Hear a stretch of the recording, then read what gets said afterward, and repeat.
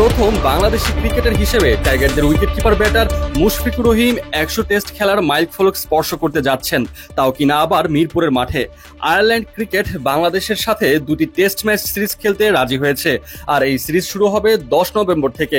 প্রথমে সফরকারীরা বাংলাদেশে দুটি টেস্ট খেলতে অনীহা প্রকাশ করে এবং একটি টেস্ট খেলতে চেয়েছিল, তবে পরবর্তীতে স্বাগতিক বোর্ডের সঙ্গে আলোচনার পর তারা তাদের অবস্থান পরিবর্তন করে। প্রথম টেস্ট অনুষ্ঠিত হবে সিলেটে ১০ থেকে ১৪ নভেম্বর পর্যন্ত, আর মুশফিকুর রহিমের মাইলফলক টেস্ট অর্থাৎ তার ক্যারিয়ারের ১০০তম টেস্ট ম্যাচটি অনুষ্ঠিত হবে ঢাকায় ১৮ থেকে ২২ নভেম্বর পর্যন্ত। মুশফিকুর রহিম, যিনি ২০০৫ সালে লর্ডসে ১৮ বছর বয়সে টেস্টে অভিষেক করেছিলেন এবং সেই ভেন্যুতে সচিন টেন্ডুলকারের পর দ্বিতীয় সর্বকনিষ্ঠ খেলোয়াড় হিসেবে টেস্ট খেলেছিলেন। তিনি বাংলাদেশের একমাত্র ব্যাটার যিনি টেস্ট ফরম্যাটে ৬,০০০-এরও বেশি রান করেছেন।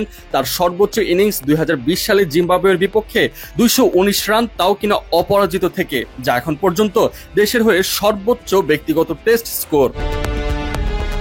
চোখের পলকে মুশফিকের বিদায়ের ঘণ্টা প্রায় বেজেই যাচ্ছে। বাংলাদেশের ক্রিকেটে পঞ্চপাণ্ডবের অধ্যায় অনেক আগেই শেষ, তবে পঞ্চপাণ্ডবদের মধ্যে শুধুমাত্র মুশফিকুর রহিম এখনো নিজেকে ধরে রেখেছেন জাতীয় দলে, তাও কিনা শুধুমাত্র টেস্ট ফরম্যাটে। যেই মুশফিককে নিয়ে এত মাতামাতি, এত উন্মাদনা হতো, সেই মুশফিক এখন ক্যারিয়ারের শেষ পর্যায়ে এসে দাঁড়িয়েছেন। টেস্ট ফরম্যাটে মুশফিক যখনই ২২ গজের মাঠে নামেন, তখনই দেশের ক্রিকেট ভক্তরা নস্টালজিয়া অনুভব করেন। শৈশবের স্মৃতি থেকে তারুণ্যে পা রাখা প্রতিটি মুহূর্তের সাক্ষী এই মুশফিকুর রহিম, আর এই মুশফিকুর রহিম এবার দেশের ক্রিকেট ইতিহাসে পা রাখতে যাচ্ছেন ১০০তম টেস্ট খেলে, আর এই ১০০তম টেস্টের সাক্ষী হতে যাচ্ছে বাংলাদেশের অগণিত ক্রিকেট ভক্তরা। এদিকে ২ ম্যাচের টেস্ট সিরিজের পর বাংলাদেশ আয়ারল্যান্ডের বিপক্ষে ৩টি টি-২০ খেলবে। সিরিজের প্রথম দুটি খেলা অনুষ্ঠিত হবে চট্টগ্রামে ২৭ ও ২৯ নভেম্বর, আর শেষ খেলা অনুষ্ঠিত হবে ঢাকায় ২ ডিসেম্বর।